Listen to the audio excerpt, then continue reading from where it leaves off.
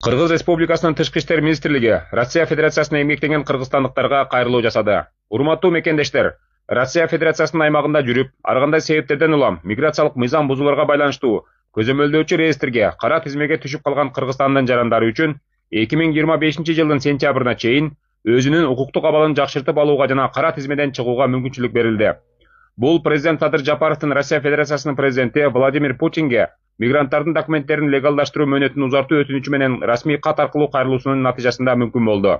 Бул мөөнөт акыркы мүмкүнчүлүк болуп саналат жана узартылбайт. Учурда 70 миңге жакын мекендешибиз кара тизмеде, бирок ушул күнгө чейин болгону 3 миңге жакын адам гана реестрден чыккан.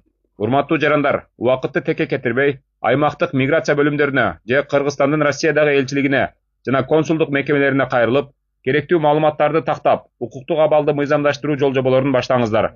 Сентябрга чейин убакыт барда деп жүрө бербөөгө чакырабыз. Анткени ага жакын калганда полиция бөлүмдөрүндө, миграция кызматтарында, элчилик жана консулдуктарда кезек көп болуп, анан үлгүрбөй калышыңыздар мүмкүн. 1-сентябрга чейин жогоруда белгиленген реестрден чыкпасаңыздар, депортация болосуздар. Коюлган талаптарды аткаруу жеңил эле, болгону бир аз убакыт табып коюш керек. Көзөмөлдөөчү реестрден чыгуу үчүн төмөнкү аракеттер талап кылынат. Аймактык миграциялык бөлүмгө кайрылып, көзөмөлдөөчү реестрге түшүүңүздүн себебин тактаңыз.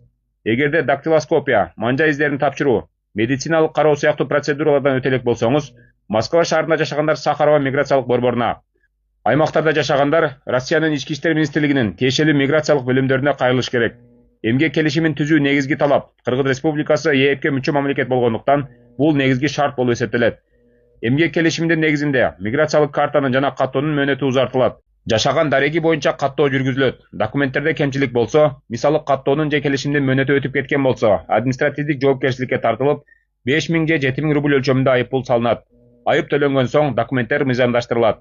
Бул процедураларды үстүбүздөгү жылдын 1-сентябрда чейин бүтүрүү керек. Ошондой эле Россиялык тарап ички иштер бөлүмдөрүндө иштөө убактысын дагы 2 саатка узартты. Бул кошумча мүмкүнчүлүктү пайдаланыңыздар. Урматтуу мекендештер, дагы узартат деген үмүт менен бул маселеге кайдыгер карабаңыздар.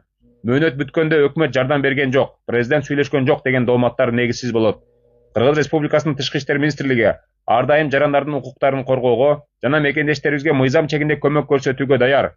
Ошону менен бирге мыйзамдашуу аракетин өз убагында көрүү ар бир жарандын жеке жоопкерчилиги экенин эскертебиз.